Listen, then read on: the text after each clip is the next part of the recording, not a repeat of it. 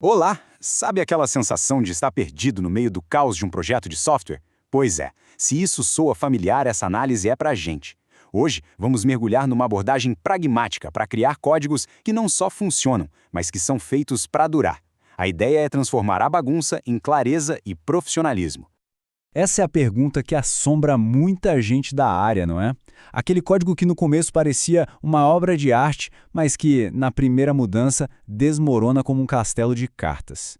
Se essa dor é conhecida, estamos no lugar certo. Vamos juntos aprender a construir software que é sólido, resiliente e, acima de tudo, profissional.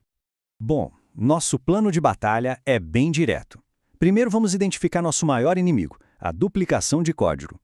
Depois, a gente reforça as defesas construindo sistemas independentes. Na sequência, partimos para o ataque, aprendendo a acertar o alvo mesmo com incerteza. E para fechar, a gente domina a estratégia, com estimativas inteligentes e uma comunicação que funciona.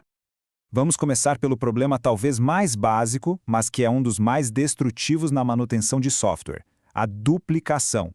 Ela é a sementinha de incontáveis bugs e dores de cabeça. E o perigo é exatamente esse, quando a mesma informação está em 2 ou mais lugares.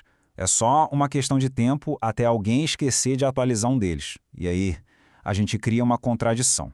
E, assim como na ficção, uma pequena contradição pode derrubar o sistema inteiro. A solução para esse caos tem nome. É o princípio NSR, de não se repita. Ou, como é mais conhecido mundo afora, DRY, de Don't Repeat Yourself. A ideia é genial de tão simples. Toda e qualquer informação tem que ter um único lugar oficial dentro do sistema. É isso. Esse é o fundamento de um software em que a gente pode confiar de verdade. Agora, olha só que interessante esse contraste. De um lado, o pesadelo, aquela caça sem fim por todas as cópias de uma informação para tentar manter a consistência. Do outro lado, a paz de espírito, um único ponto de verdade que simplifica a vida. Seguir o princípio NSR não é só uma boa prática, é uma estratégia de sobrevivência para a saúde de qualquer projeto. Ok, depois de declarar a guerra à duplicação, nossa próxima linha de defesa é construir sistemas com componentes que sejam independentes, desacoplados. É aqui que a gente começa a construir resiliência de verdade. Para entender essa tal de independência ou ortogonalidade, a fonte traz uma metáfora perfeita, a do helicóptero. Imagina pilotar um helicóptero onde, ao puxar uma alavanca para frente, ele não só desce, mas também gira para a direita. Uma loucura, né? Isso é um sistema não ortogonal. Em software, quando a gente mexe numa parte e quebra outra que não tinha nada a ver, é a mesma coisa. O ideal é que cada componente tenha a sua função bem isolada. E por que isso é tão importante? Bom, a gente ganha em 2 frentes. Primeiro, produtividade. As mudanças ficam contidas, então as equipes trabalham mais rápido e, principalmente, com menos medo de quebrar o sistema. E segundo, a gente reduz o risco. Se o módulo falha, o resto do sistema pode continuar de pé. É como um navio com compartimentos à prova d'água.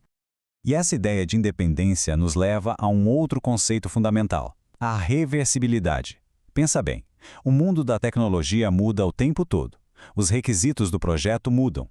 Um código que é flexível, que não casa com uma única tecnologia para sempre, é um código que sobrevive. Com as nossas defesas bem posicionadas, como a gente parte para o ataque? Especialmente quando o objetivo final não está 100% claro. Existem 2 estratégias muito poderosas para navegar nessa incerteza. A diferença entre esses dois é importantíssima. Pensa nos projéteis luminosos como o esqueleto do sistema. Uma primeira versão que funciona de ponta a ponta, mesmo que bem simples e que vai ser mantida e melhorada. Já os protótipos são como rascunhos, sabe? Experimentos para a gente aprender algo arriscado e depois jogar o código fora. A regra é simples. Um serve para construir, o outro serve para aprender.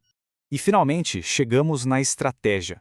Porque construir software não é só sobre código, É muito sobre comunicação, tanto com as pessoas envolvidas, quanto com a própria máquina, mas um jeito mais inteligente.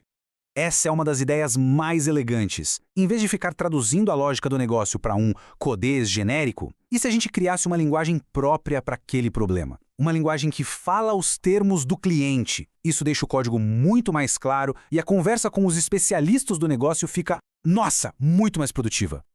E olha aqui o poder disso na prática. O código da esquerda é técnico, críptico. Já o da direita, ele praticamente se explica sozinho, usando os termos do negócio. Ele foca no o que precisa ser feito e não se perde no como. Isso é simplesmente genial. E já que estamos falando de comunicação, estimar prazos é uma arte.